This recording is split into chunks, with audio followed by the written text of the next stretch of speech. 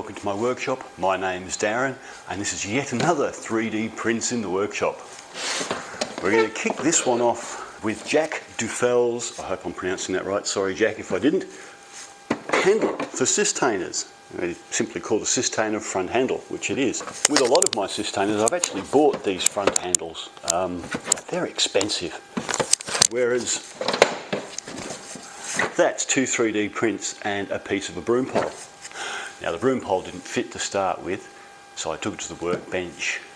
I cut it down to length and then I took it over to the lathe. Now I haven't used my lathe for a long time, so this was also a good little bit of practice because this was a very easy little bit of turning to do. And sure enough, we ended up with a nice handle.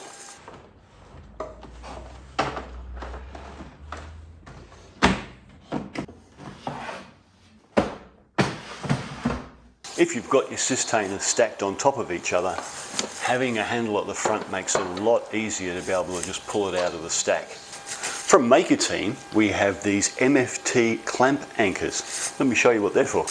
Okay, now there's numerous different ways to clamp things to a workbench, especially with MFT3 holes and the associated clamps and accessories. But here's yet another one. What if you want to hold your work at a different angle? So let's grab a couple of these, we'll pop them in like that. That's how they work. And what these do is they hold the MFT3 clamps up at an angle like that. So if for some reason we wanted to clamp a piece of wood this way, for example. Okay, so say we wanted to work on the edge here. Normally when you would clamp something like this, you would pop it on the bench, hook the clamp in and clamp it down. But what these will allow you to do is stand something on its edge like that.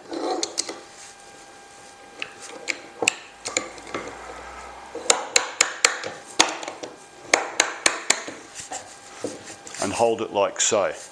Now, you're looking at that now and you might be thinking, I'll never do that. But just imagine, for example, you've got a drawer and for some reason you need to plane the bottom of the drawer. You could pop these in, hold the whole drawer upside down so it doesn't move. Nice and tight. Plane your edges and you're done. They're one of those little things that you've probably never thought of and you probably only use now and then, but when you do, my God, they're going to be good. Very handy. I changed jobs in the last 12 months and all the tools I used to use at work have come home. So now I've got a very large set of tools in the house as well as down here in the workshop, and they needed a bit of organisation. So this is one of the drawers out of my house toolbox. Yes, it's overkill, but I'm not going to chuck them out or sell them. I'll never get the money back for them. So made myself some nice little holders, as you can see. I've got a spanner tray, holds a good range of spanners. I've got some things here for holding the socket drivers. And over here, I have the stackable socket trays. They just have little handles and they lift out quite easily, as you can see, exposing the other trays underneath.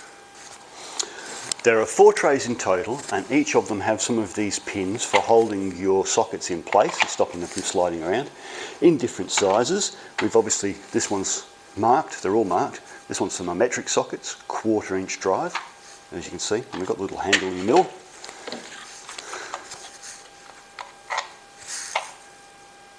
These ones are for the 1/2 inch drives in metric.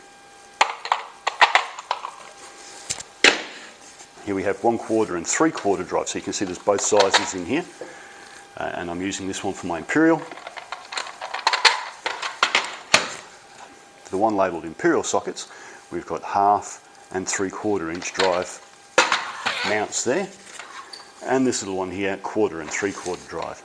These are metric, but you could put Imperial in them. It doesn't specify on the front. And yeah, like I say, they all stack on top of each other and take up a lot less space in the tool trolley. Now I've got something up here that you guys might be interested in. Let's have a look at that. It turns out I use a lot of these silicone brushes in a lot of different sizes and shapes. And my old little glue container just wasn't supporting enough of them. Now I'm the first to admit that these ones are rubbish. If you see these, run the other way, don't get them. But the rest, they're great, and it's nice having them handy. These ones were actually designed, all of these, actually designed for cooking, and in most cases I've just trimmed the bristles shorter. Something I recommend highly because these are expensive and limited in the different sizes and shapes you can get. Very good though, don't get me wrong. And these little fellas are great for getting into intricate spots or just putting a little bit of glue on something small. I needed something that would hold more. So here we are.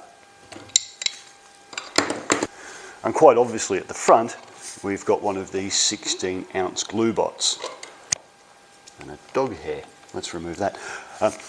One of these 16-ounce glue bots. I really love these. I prefer them to the straight squeezy bottle because you can hold them upright and force the glue up and out, which is really good if you're gluing along the sides of things. So this holds all of the brushes and the glue bot all in one spot. It's got a handle so you can carry it around and stops things from tipping out. Obviously if you tip it far enough things will, but why would you be tipping it further than that? So there you go. Comes out nice and easily when you want it to, and goes back away very easily as well. Everything's in one spot, everything comes out together. Love it. Okay, that brings us to the end of another 3D prints in the workshop. Hopefully there's been a few things in there you'll find handy, perhaps some completely unexpected that have turned out to be absolute gems. Either way, all of these are free and available for download. I will leave links in the description below. Have a great day, and I will catch you in the next video. Bye for now.